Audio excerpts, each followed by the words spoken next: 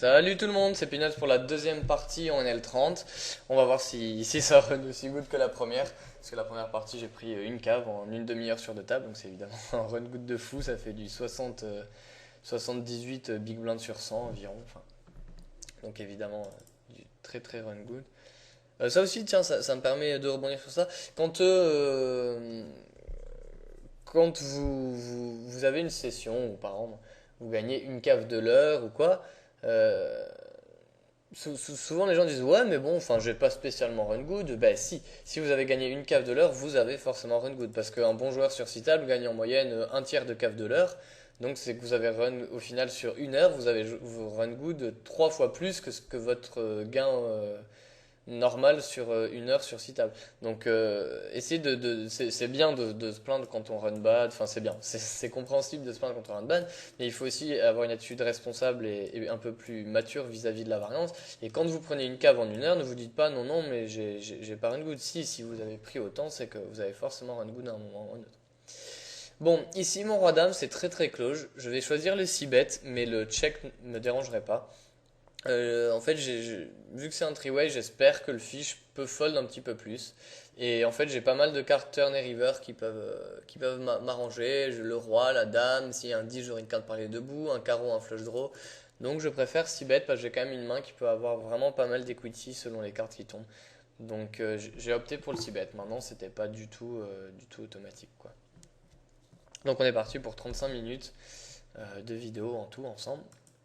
On va voir s'il y a autant d'actions que dans la première.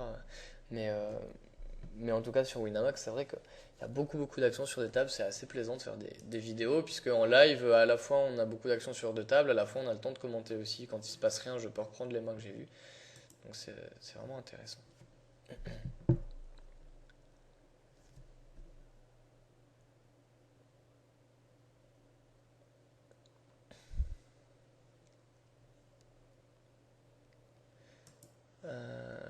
Roi 8. Je vais le checker. J'ai pas trop envie de faire grossir le port d'opposition contre deux joueurs avec une main aussi bancale. Donc voilà. Ici, je vais value bet ma top pair, évidemment. Je pense avoir la meilleure main la plupart du temps. Et surtout, évidemment, pouvoir être payé par moins bien, vu les profils à la table, un 43-19 et un 62-2. Donc, euh, donc ça devrait aller. Si j'ai été payé par les deux joueurs, je vais encore value bet, mais pas cher. Je pense pas que je vais me faire raiser très très souvent et j'ai encore envie d'être payé vraiment par toutes leurs mains pourries. Je pense qu'ici, avec mon saving, je peux m'être payé par 6 et 7. Et ici, je vais encore miser pas trop cher pour être payé par les 10, les 6, les paires de 8. J'ai même des joueurs qui pourraient me payer avec As-Valet ou As-Dame ici. Alors. Bon, ici ça n'a pas été le cas. Et ici, je me fais mine 3 bêtes, vraiment mine 3 bêtes. Du coup, c'est un call automatique avec une main comme la mienne. Et, euh, et bon, je trouve pas un bon flop, mais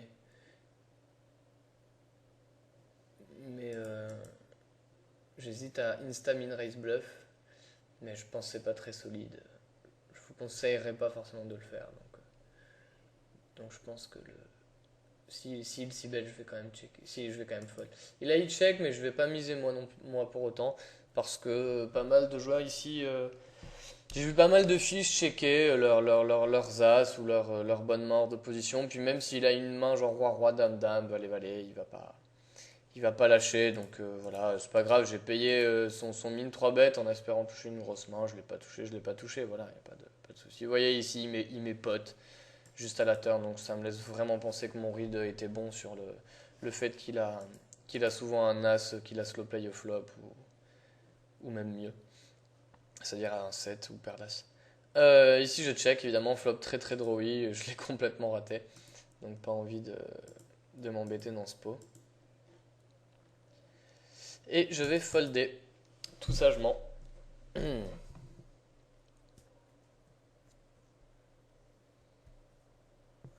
Alors 8 et 10 de carreau. Un open standard du cutoff, ça reste une très bonne main.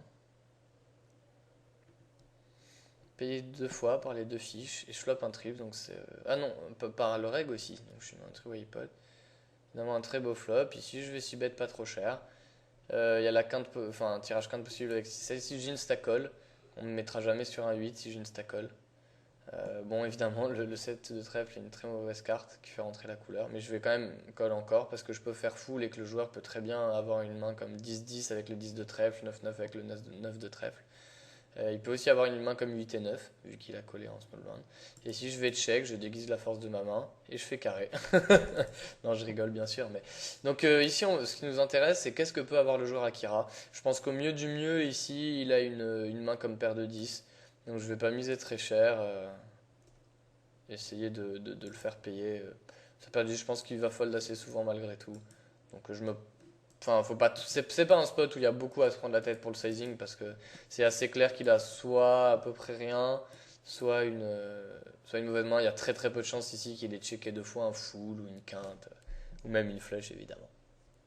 Donc il a très très souvent une main pourrie et je pense qu'il va très souvent la fold. Puisque le board fait très peur, on était 4 à la base. Donc bon, même si je run good, je suis pas pour autant payé. Ici, alors as de ça pourrait être une main qu'on peut open UTG. Pourquoi ne pas l'open? La première raison pour ne pas l'open, c'est que bon, déjà c'est une main qui s'open pas automatiquement, certes, et que c'est un peu loose de l'open, mais c'est que j'ai deux fiches derrière moi et j'ai aucun fiche dans les blindes. Si la situation était inverse, que j'avais deux règles là et deux fiches dans les blindes, je l'openerais. Pourquoi? Parce que du coup, si j'ai deux fiches dans les blindes, ils vont souvent me payer parce qu'un fiche dans les blindes paye souvent et j'aurai la position sur les fiches. Donc je jouerai une main à très fort potentiel en position contre les fiches. Mais là, ce sont des règles dans les blindes. Les règles dans les blindes ne collent pas souvent des open UTG et j'ai les fiches qui sont en position sur moi. Donc je suis hors de position face à eux. Donc c'est vraiment une situation où je préfère de suite, coucher. Mais c'est intéressant ces débats, ça c'est vrai que c'est quelque chose auquel je faisais pas du tout attention quand je commençais le poker et même un an et demi, 2 ans après jouer et que en étant coaché par Renaud 1-2-3, donc coach Limpers, qui est un de mes joueurs préférés, j'ai vraiment pris conscience de l'importance de réfléchir au range même pré-flop quoi et à pourquoi on relance une main. Ici à ce 2 de pique, il y a des joueurs qui la relanceraient automatiquement quoi qu'il arrive et des joueurs qui la relanceraient jamais quoi qu'il arrive. Je pense que la bonne solution pour beaucoup beaucoup de mains dans ce genre, c'est-à-dire des mains moyenne moins ou faible plus, c'est-à-dire qui sont entre moyenne et faible au final, c'est des mains avec lesquelles il faut réfléchir aux joueurs qu'on a à la table et à l'image qu'on a à la table pour savoir si on les relance ou pas. C'est ça qui va faire la différence entre un bon joueur ou pas, c'est que certains vont être capables de distinguer dans les spots où c'est tendu et où la décision n'est pas évidente, ils vont être capables de faire la différence en prenant à chaque fois la bonne décision en disant allez cette main je la relance parce que j'ai une bonne image, enfin par exemple ils vont voir une main pourrie et ils vont se dire je la relance parce que j'ai une bonne image, parce que je sais pas, il y a des mauvais joueurs à la table et que c'est profitable. Inversement, ils vont se dire bah, cette main qui est pas mal et que je relancerai d'habitude, là je vais pas la relancer parce que les règles sont chaudes, j'ai une mauvaise image contre eux et ils vont vouloir me bluff à tout prix donc je vais pas pouvoir avoir comment dire, la possibilité que mon jeu soit aussi épanoui qu'il ne l'est dans d'autres circonstances. Donc voilà, ça peut paraître tout bête, mais le jeu est toujours un jeu bien plus riche qu'on ne le pense. Et je pense qu'un des principaux défauts des joueurs de petite limite, donc que ça va de la NL4 à la NL30, NL50, mais même plus haut, ce problème existe encore énormément, mais il est quasiment systématique chez ce joueur-là, c'est de ne pas se concentrer assez quand ils jouent, et s'ils se concentrent, de ne pas pousser assez leur raisonnement. C'est-à-dire qu'ils restent parfois trop limités à une analyse superficielle, du genre, bon bah là je mise parce que ça va pas toucher son range. Oui, certes, mais il faut essayer de plus décortiquer le range adverse parce que la fois où le joueur colle alors qu'on pense que c'était un bon c-bet, eh ben, on peut être un peu perdu si on n'a pas anticipé son range par avance, quoi. Donc voilà. Ici, à ce 3, je vais instantanément checker. Pourquoi? Parce que si je mise pour value, c'est vrai que j'ai de la value, mais il n'y a pas beaucoup de mains moins bien, à part 9x. Donc je préfère laisser les joueurs bluffer, et puis surtout j'ai un kicker très mauvais. Donc j'ai pas envie forcer. Enfin, j'ai envie que les joueurs soient plutôt incités à me bluffer. Ici, roi 10, je vais open. Et ici, je pense que le joueur a soit un as, soit un 9, et dans ce cas-là, il me bat. Soit s'il bluffait, il n'osera jamais bluffer river. Soit il a une toute petite main, genre paire de 6 ou quoi, il a fait n'importe quoi, et du coup, il pourrait payer, sauf que c'est trop marginal. Donc si je vais tout simplement checker quand même, parce que j'ai presque aucune value à prendre. Et ici, je vais 6 bet mon roi 10. Alors, ici, c'est close. Le problème, c'est qu'on split pas avec les as. Il peut avoir le 9 aussi. Maintenant, je connais pas le joueur, je vais payer, c'est très close. Le fold peut être ok. Je pense que la différence entre le call et le fold est pas énorme, mais j'ai besoin d'avoir l'info, un petit peu voir comment il joue, donc je vais payer. Bon voilà, il avait l'as, il a limpé As-Roi, bon bah très bien. C'est clairement justement pour ça aussi que j'ai payé. Parce que il pouvait encore faire un bluff stupide river, hein, avoir bluffé flop, checké. Enfin, pourquoi il a check turn, c'est ça qui est. Donc évidemment, pardon. Roi 10 c'était un check. Et là je vais miser pour value. Mon roi, je vais essayer de mettre le premier sizing qui pourrait lui faire penser que je pourrais bluffer. Je pense que le premier sizing qui ferait ça au mieux, c'est 3,50. Tu peux me payer encore avec paire de 10. Des mains comme ça. Et s'il me raise, évidemment, je vais fold. Je pense pas qu'il va tourner une main en bluff ici. Quand il a collé au flop, de toute façon, il a soit une pocket pair, soit l'as. Très très souvent. Donc bon, bah, s'il a l'as, évidemment, je vais perdre le coup. Mais je pense qu'il a plus souvent une paire. Donc je vais essayer qu'il me paye. Et là, il raise. Donc je pense qu'il a l'as. Je vais insta fold. Les min raise comme ça, c'est vraiment tout le temps, tout le temps, tout le temps une meilleure main. Donc voilà. Pour Noam, donc je vais mettre Limp AK PF, donc pré-flop, et Miss Value Turn. Ouais, enfin. Et Value Pattern TPTK.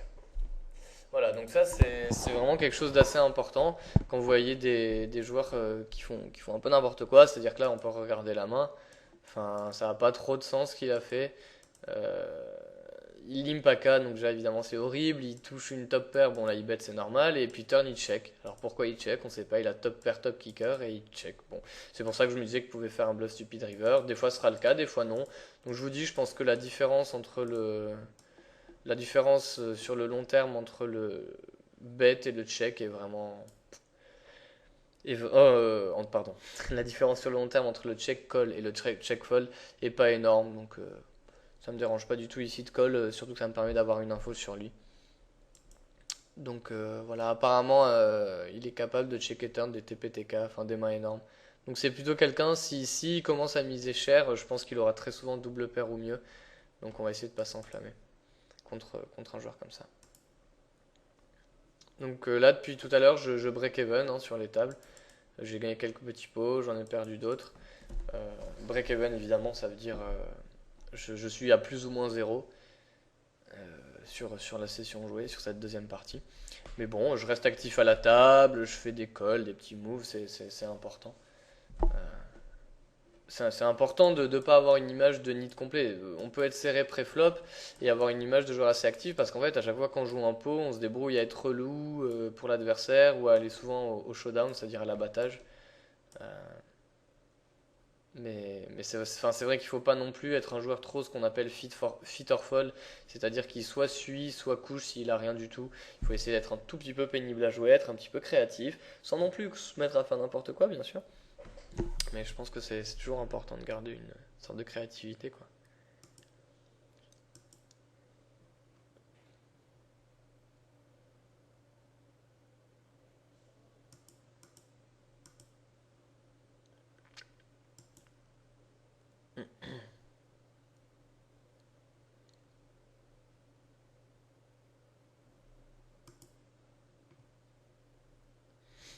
Rien de particulier à commenter. 8 et 2 de pique, c'est sûr que je folderai quoi qu'il arrive.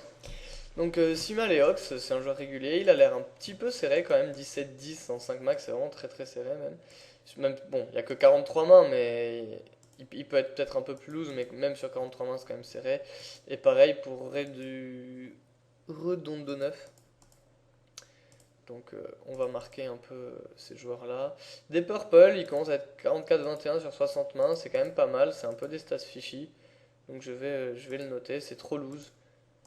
Beaucoup trop loose, 44% de VPIP, c'est énorme. Now. Hop, 18-11, pareil, c'est très très serré. Donc je suis surpris d'à quel point les joueurs... Qu'est-ce qui se passe? Pourquoi je n'arrive pas à faire? Voilà.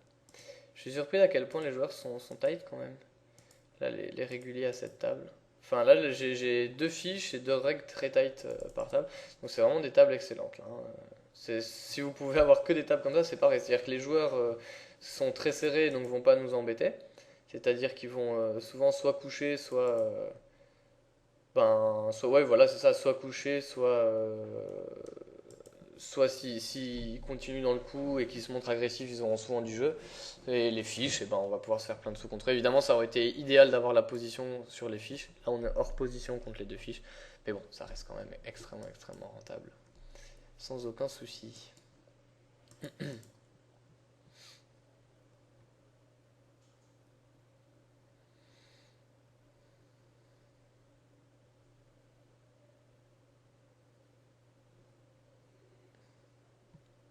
Bon, là, vraiment pas de main. Évidemment, dame 2. On va pas en discuter, c'est un fold assez facile.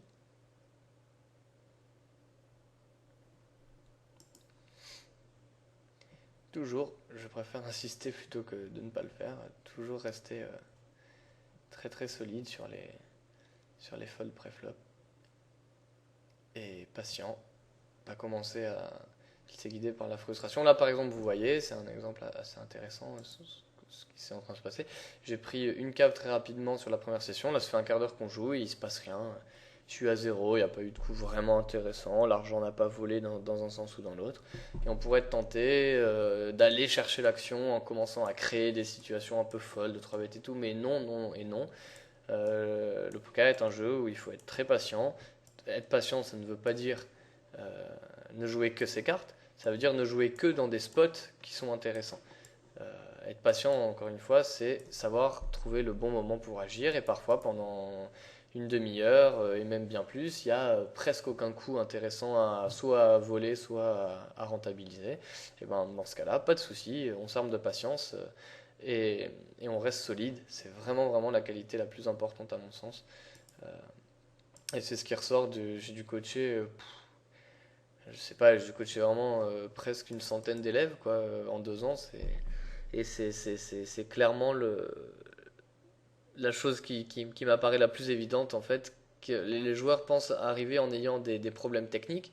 Évidemment, il y a toujours des problèmes techniques, mais le plus gros problème en moyenne qu'ont les joueurs de ces limites-là, ce ne sont pas des problèmes techniques, ce sont des problèmes de ne pas jouer de façon solide et réfléchie. Ils sont pas assez concentrés, ils jouent de façon trop autopilote, ils réfléchissent pas à ce qu'ils font exactement, pourquoi, ou alors s'ils y réfléchissent, leur raisonnement n'est pas assez approfondi. Voilà. Et après, une fois qu'ils ont fini la session et que je leur pose une question sur une main qu'ils ont jouée, évidemment, ils ont un raisonnement très intelligent, très bon, et ça montre que techniquement, ils sont très bons. Par contre, à la table, ils n'arrivent pas à l'appliquer. Pourquoi ils n'arrivent pas à l'appliquer? Parce qu'ils ne sont pas assez concentrés, et c'est pour ça, vous le savez, que je médite moi-même et que je suis très intéressé par la méditation, c'est que c'est l'activité que je connais au monde qui permet le plus de développer la patience et la concentration. Donc c'est extrêmement, extrêmement important pour le poker. Et en plus de ça, ça vous permet de ne pas vous énerver. Donc la méditation est vraiment pour moi un allié extrêmement puissant du poker. Euh, donc je vous le conseille. Valet 4 de cœur, évidemment, c'est un check. Bah là, j'ai une quinte parlée debout à une carte, une overcard. Donc allez, on va y aller pour un petit bet. Essayer de voler le pot de suite. Et si tel n'est pas le cas, essayer de toucher un petit quelque chose. Là, je vais rien toucher, je vais pas seconde barrel parce que je pense que je vais presque jamais le faire folder quoi que ce soit. Ici, je pourrais éventuellement essayer de bluffer, mais c'est le genre de spot où je représente rien. Le joueur peut avoir un tirage couleur raté, c'est vrai, mais il peut aussi avoir un 2, un 5, une paire de 6, une paire de 4, une paire de 7. Il peut me payer aussi avec hauteur As, il peut très bien avoir un roi avec le roi 7 de carreau. Donc, je vais simplement checker, tant pis. Moi, je voulais remporter le pot au flop ou toucher ma quinte ou mon valet. Ça n'a pas été le cas. On est patient, on check et on fold.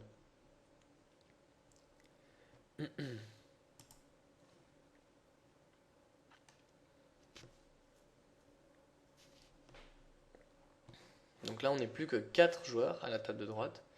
C'est vraiment peu, donc ça va être intéressant parce qu'il y a un gros fiche, 57-2, c'est un énorme fiche, et il y a deux règles très très tight, donc ça va être assez intéressant. 17-10, là je paye pas vraiment pour le reg, parce que 17-10 il va open MP 22%, quoique ça va, c'est pas mal. Mais bon, sur 70 c'est pas relatif, c'est surtout pour que le fiche paye et que du coup le fiche soit dans le pot. Bon, malheureusement, le fiche paye pas. Ici, je vais faire un check raise en bluff parce que c'est un 6 bet qui va faire 100% du temps. Donc voilà. Après, je sais très bien que mon check raise ne va pas passer extrêmement souvent, mais j'ai envie de commencer à rendre une image agressive de moi. Donc tant pis, s'il me colle ou s'il me colle ou s'il me raise, je vais jamais y aller.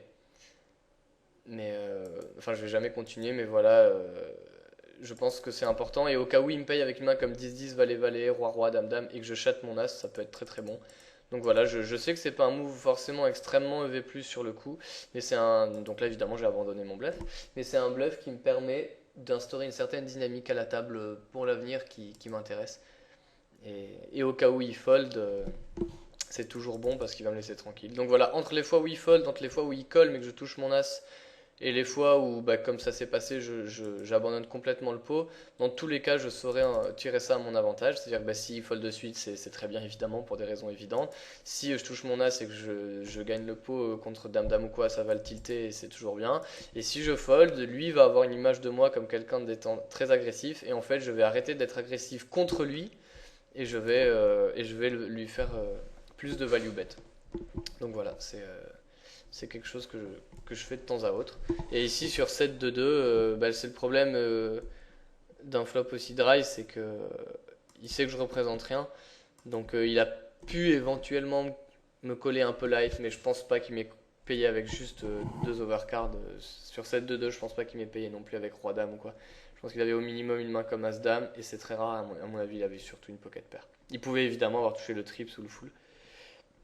Oui, j'ai pas commenté la main de tout à l'heure avec roi 10, hein, j'ai fait double paire, évidemment, j'ai 6 bêtes et 2 barrels. Ici, je décide de pas 6 bêtes, ce board qui est très drawy. Je vais sortir de ce coup. As valet de cœur. Donc vous voyez la table de droite, on joue 5 mains quand on joue une sur la table de gauche, après c'est assez marrant. Ça va assez vite. Oh non, j'ai. Ah, enfin, en fait, je joue avec les raccourcis clavier F1, F2, F3. Et j'ai mis ce clic en appuyant sur F2, donc évidemment, je voulais pas limp mon As valet de cœur, mais l'open, on va voir ce qui se passe. Je pense qu'il va souvent check back. Ouais, bon. Je vais prendre le lead parce que j'ai backdoor flush et deux overcards. Donc, même s'il me paye, je suis pas si mal que ça. Et puis, il peut tout à fait folder comme il l'a fait maintenant.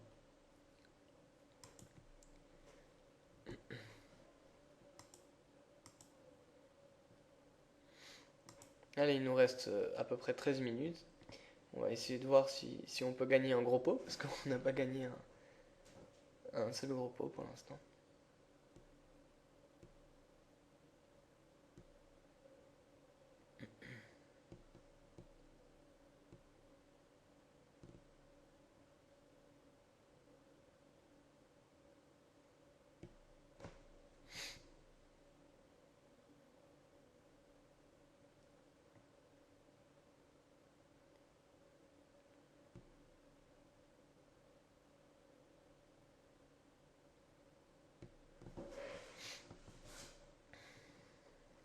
Toujours pareil, patience, patience. Cette deuxième partie de vidéo peut apparaître un peu frustrante. Il se passe rien. Les quelques pots qu'on a joués, on les a pas remportés. Écoutez, c'est pas grave. Pour l'instant, au final, regardez sur les deux sessions. Hop, je reste. Donc voilà, le bébé sur 100, évidemment, c'est le win rate. Donc c'est-à-dire que je gagne 38 big blinds toutes les 100 mains. Donc un bon win rate, c'est 6 big blinds toutes les 100 mains. Un très bon win rate, c'est 4. Et un excellent win rate, c'est. Enfin, excusez-moi. Un bon win rate, c'est 6 big blinds toutes les 100 mains. Un très bon win rate, c'est 8. Et un excellent win rate, c'est 10.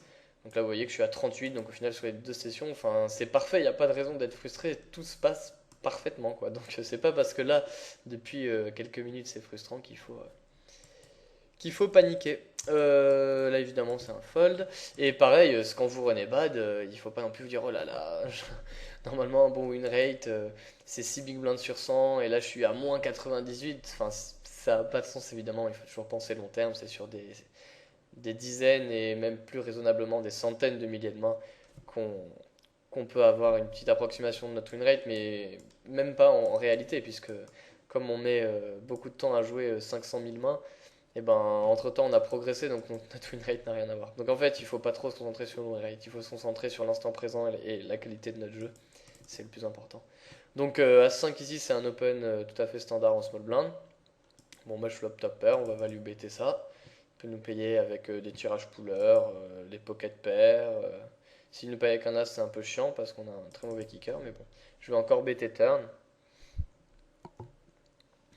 Bon, et il couche malheureusement, donc je sais pas trop ce qu'il avait. Je pense pas qu'il aurait push un tirage couleur. Donc c'est très possible que ce genre de joueur ait payé avec une main comme valet dame, avec la dame de pique en espérant toucher un pick turn. Mais comme il y a eu un carreau turn, il a foldé. Je vois souvent ça chez des fiches en fait. Qui paient juste avec enfin même pas deux overcards, deux cartes pourries. Bon, là c'est un peu pour la vidéo, c'est pas le bon joueur à 3 bet light a priori.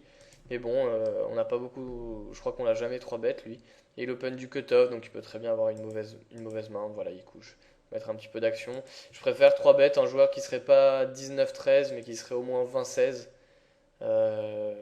Bon, là, sur 80 mains, je vous dis, il a vraiment été très très discret ce joueur pour l'instant. Contre nous, en tout cas, je veux dire, il n'y a pas de dynamique. Notre dynamique est totalement pure et neutre. Donc il n'y a aucune raison qu'il pense que je suis en 3 bet light. Et puis même s'il le pense, qu'est-ce qu'il va faire? S'il a 9 et 10 offsuit, il va coucher et puis c'est tout, quoi. Donc je pense pas que, enfin souvent un joueur tight, serré préflop, sera un joueur qui collera pas trop les 3 bêtes hors de position. Puisqu'un joueur tight et serré préflop, pourquoi est-ce qu'il est tight et serré? C'est parce qu'il aime pas trop la variance, il aime pas trop se mettre dans des coups compliqués. Donc il aimera pas se mettre dans des coups compliqués préflop. Donc il n'aimera pas non plus se mettre dans des coups compliqués, dans des pots 3 bêtes, hors de position avec des mains marginales. Donc c'est pour ça que le 3 bet était borderline mais ok. Évidemment il y a des spots encore mieux. Mais là, Défendator, il open du cutoff. Je vais juste défendre avec Roi Valet. Le 3 bet pourrait être ok, mais j'aimerais bien avoir plus d'infos pour le faire. Donc voilà. Et ici, je vais check raise en bluff encore. Parce que j'ai deux overcards, backdoor flush et backdoor quinte. Donc je pense que c'est un très bon board à check raise. Donc on y va et on va voir ce que ça donne. Évidemment, j'espère qu'il fold de suite. Et pour l'instant, c'est une catastrophe, donc pas de chance. Mes deux check raise n'ont pas marché une seule fois. Et je suis tout à fait certain que c'est parce que les joueurs avaient une main. Et s'ils n'avaient pas de main et qu'ils m'ont re-raise en bluff, et ben très très bien qu'ils continuent à le faire. Donc voilà, là pour l'instant j'ai check raise bluff, redondo, ça n'a pas marché. Donc j'ai arrêté de le faire et la prochaine fois je le ferai avec une bonne main. J'ai check raise défondator, ça n'a pas marché. La prochaine fois je le ferai avec une bonne main. Et voilà, tant pis, pareil, pas de chance. Qu'est-ce que vous voulez que j'y fasse? Pas grand chose. Mais ce sont des choses qui jouent pour mon image au final, ça. En ma faveur. Donc voilà, là par exemple, quand deux fois vous bluffez et que ça passe pas, vous vous entêtez pas, hein, c'est pas la peine de vous dire putain ça va passer mon bluff, ça va passer, et de continuer à bluffer, à bluffer, à bluffer. Au final vous allez gâcher et jeter votre argent par les fenêtres, c'est pas bon. Ici j'ai floppé middle pair avec un bon kicker, c'est pas excellent mais contre un joueur comme lui ça c'est suffisant pour prendre de la value. Si je me fais raiser je vais coucher, mais je peux même prendre deux barrels de value. Il peut me payer avec beaucoup de mains moins bien, des tirages quintes, des tirages couleurs, un valet moins bon, une paire de 9, une paire de 10. Donc voilà, et s'il colle deux fois, river je vais très très souvent abandonner sur une mauvaise carte. L'as de carreau est une mauvaise carte, donc je vais abandonner. Et si c'était par exemple un 2 de pique qui était tombé, j'aurais misé un demi-pot ou entre un demi et un tiers pot. Bah, vous voyez, je vous dis, voilà, valet 10, je pense que si ça avait été un 2, il aurait collé avec sa mid-pair sur un demi-pot. Donc main très intéressante et qui peut paraître anodine, mais il faut se concentrer sur le raisonnement que j'ai fait. Donc j'ai misé flop pour value, turn pour value, et je vous ai dit river s'il y a une mauvaise carte, j'abandonne puisque du coup je check et s'il mise je fold et si je bats sa main il va tout le temps checker derrière comme il a fait et je vais remporter le coup à moins qu'il ait un roi, mais la plupart du temps ici il a un valet, un tirage couleur, à cœur, à carreau, un tirage quinte donc voilà, sur une carte aussi scary ça vaut pas le coup de bluffer et évidemment je peux pas non plus prendre de la value, je vais pas être payé par mon bien sur une carte. Enfin, sur l'as de carreau, il aurait pas non plus payé avec valet 10. Par contre, voilà, je vous dis, si c'était un 2 de trèfle qui était tombé, ben, je peux encore miser entre un demi et un tiers pot. Le joueur va très très souvent payer avec une main moins bien. Il payera évidemment des fois avec le roi, mais en moyenne, il payera plus souvent avec moins bien qu'avec mieux, donc c'est tout simplement rentable sur le long terme. Là, je vais checker. Pas envie de 6 bet ce flop. Je perds de 2, c'est nul sur ce board hors de position. Il y a des tirages couleurs. Le joueur a quand même que 20% de fold sur les 6 bêtes. Hein. Cette statistique-là, elle est importante. D'ailleurs, je vais essayer de faire un petit écriteau ici où j'expliquerai toutes mes statistiques. Comme ça, pour les prochaines vidéos, vous pourrez voir ça. Donc voilà, moi c'est un choix, j'aime pas avoir à être trop chargé, vous pouvez évidemment en mettre trop. Si vous avez besoin des stats genre le style, voilà, vous l'avez là, donc le style c'est quand les joueurs raise en late position, bouton et cutoff. Euh, mais moi, je trouve que ces stats suffisent amplement à jouer et j'aime pas non plus me concentrer trop sur les stats, je préfère me concentrer sur la dynamique à la table. 4, 5, 6, 7, j'ai un tirage quinte les amis et on va prendre le lead. Évidemment, je vais checker en big blind. Je m'attends très souvent à être payé, mais bon, j'ai pas envie de check fold, encore moins envie de check call. Donc l'option et la seule option qui me va, c'est le bet. J'ai pas envie non plus de check raise. Bon, très bien, justement parce que des fois il fold et les fois où il colle et que je touche ma quinte, le pot aura grossi. Donc c'est plutôt bien.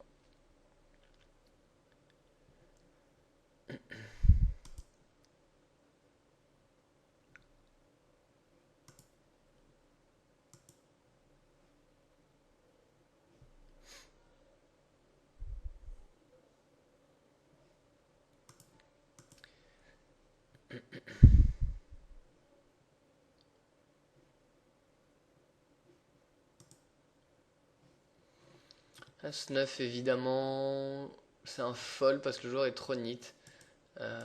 Mais ça pourrait être un troisième dans nos spots. Hang on to that. Ça doit être un règle. Je vais lui faire un petit 3 bet light. Ici c'est un fold ou un 3 bet, mais jamais un call avec le fiche là. On n'a pas envie d'être hors de position face à un ou deux joueurs. Si je vais 3 bet en bluff, très bien, il couche. C'est un nouveau joueur évidemment, donc il n'y a pas de dynamique entre nous. Donc je peux commencer à le 3 bet light.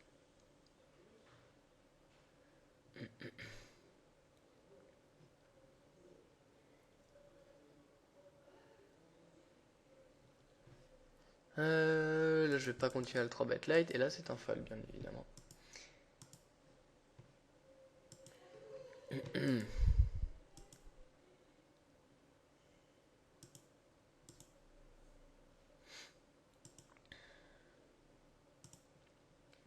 Bon, rien de particulier.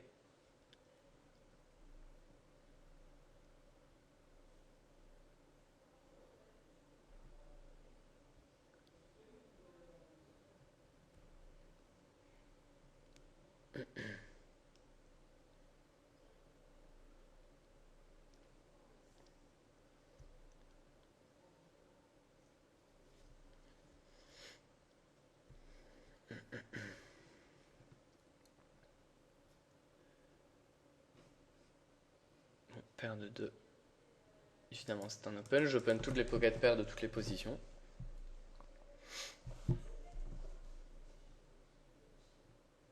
Là c'est pas un bon flop forcément pour le moment, mais c'est un bon flop à 6 bet. Il peut coucher un peu plus souvent que d'habitude. Donc ça me va. Et puis il peut payer avec des hauteurs as aussi. Au final, du coup, c'est un value bet. Évidemment, je mise pas vraiment pour value. Je mise pour collecter la dead money, c'est-à-dire remporter l'argent mort qu'il y a au milieu et espérer prendre le coup de suite. Parce que ma main est trop fragile. J'ai pas envie de faire check, check, check, check. Je vais soit rarement gagner au showdown ou à l'abattage, excusez-moi, et soit le joueur va me bluffer et je pourrais pas check call, check call, check call. Donc voilà,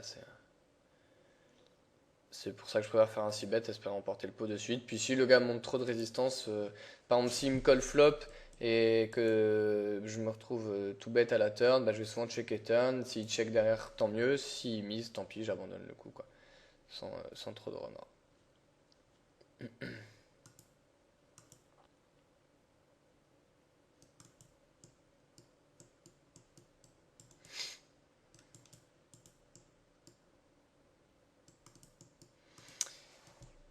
Mhm.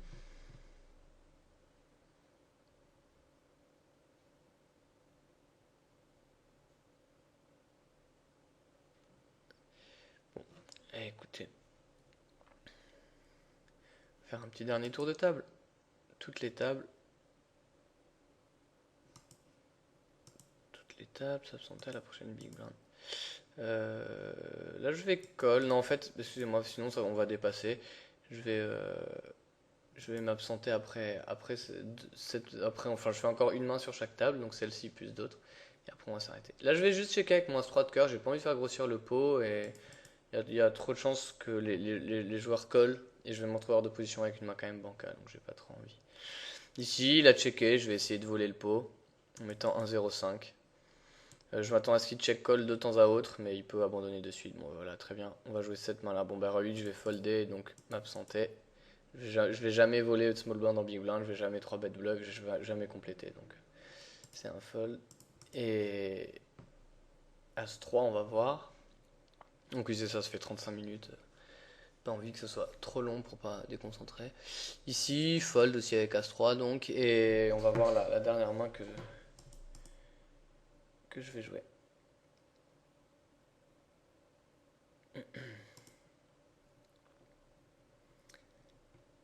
Ah, bah, Roi-Roi. Bon, bah, on va se quitter sur Roi-Roi alors. Ouais, voilà. Je m'absente pour la prochaine main. Alors, un limp. Ok. Ici, je vais faire un 3 bêtes. Pas trop d'intérêt à coller pour slow play quand même, parce que je dois me retrouver dans un pot à 4 joueurs avec Roi-Roi, c'est pas génial. Mais bon, c'est vrai qu'on aurait bien aimé garder les fiches dans ces spots. Le joueur va malheureusement souvent fold, quoi.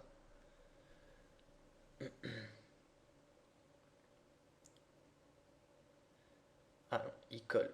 Bon, bah évidemment, je vais s'y bet une fois. Hop. Et je vais jamais lâcher ma main, puisque j'ai le roi de trèfle, évidemment, il a 3 trèfles. Il peut me faire tapis avec As-Dame. Bon, ben, c'est fini pour cette fois-ci. Bah écoutez, j'espère que cette série vous a plu. Il y a eu beaucoup de coups intéressants, je trouve. À vos commentaires et à la prochaine fois. À bientôt tout le monde. À plus.